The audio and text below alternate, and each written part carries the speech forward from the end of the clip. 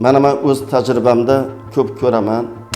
Iloji boricha buni ko'pchilik biladi, ayniqsa viloyatdagi doktorlar ham, bu yoqdagilar ham viloyatda qo'yilgan diagnozni Toshkent shahrida o'zgartirish, qanaqadir o'ziga yarasha udumga aylangani haqida viloyatlarga borsam, o'sha yerdagi tajribali doktorlar xafa bo'lib menga gapirishadi. Masalan, men bunday qilmayman. Tashxis to'g'ri bo'lsa, yozilgan dorilar ham to'g'ri bo'lsa, shundoq qoldiraman ko'pincha. Hattoki viloyatdan kelgan bemorlar sumkada dorilarni ham olib keladi. O'shalarning ichida yaxshi dorilar bo'ladi. Yana sotib olmaslik uchun shularni tartibga keltirib yozib beraman. Lekin bitta narsani unutmaslik kerak. O'sha epilepsiya bormi, Parkinsonizm bormi, insult bormi?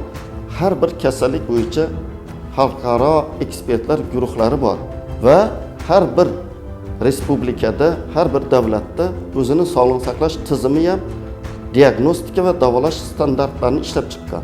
Kim qayerda bo'lishidan qat'iy nazar xalqaro davolash va diagnostika standartida ishlab chiqilgan mezonlarga amal qilishimiz kerak. Albatta individual xususiyatlarini e'tiborga olgan holda. Bu haqda talabalarga dars berganda aytamiz. Tana vazni, qo'shimcha kasalliklari, yo'ldosh kasalliklar umumiy ahvoldan kelib chiqib, o'sha xalqaro standartdagi belgilangan dorilarga qandaydir o'zgartirish kiritilishi mumkin. Lekin ba'zan shunaqa holatlarni ko'ramiz, mutlaqo mumkin bo'lmagan davolash usullari qo'llaniladi va buni asoslashga intiladi.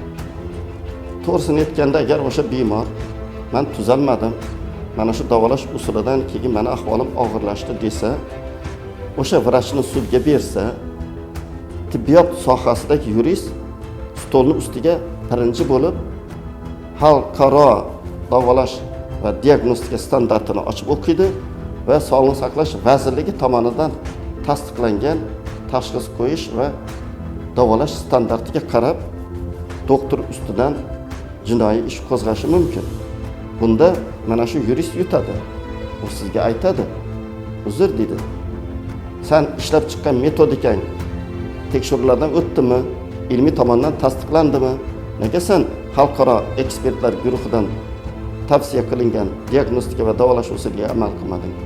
Nega sen Sog'liqni saqlash vazirligi tomonidan tavsiya qilingan diagnostika va davolash usuliga amal qilmading deb.